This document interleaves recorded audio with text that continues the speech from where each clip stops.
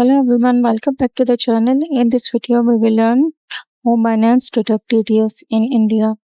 In India, a 1% TDS applies to crypto transactions.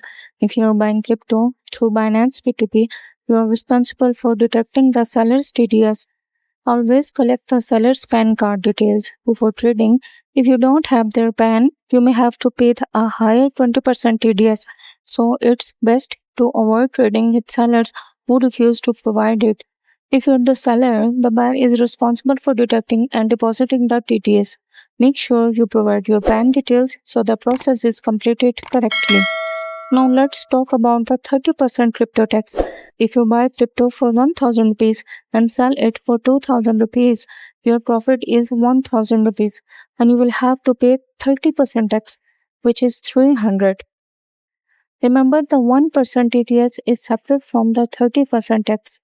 Also, even if you sell at a loss, 1% TDS still applies, and under current Indian tax rules, crypto losses cannot be adjusted against crypto profits. That's the basic idea of how TDS and crypto taxes work on Binance P2P. If you found this video helpful, don't forget to like the video and subscribe for more crypto guides. Thanks for watching.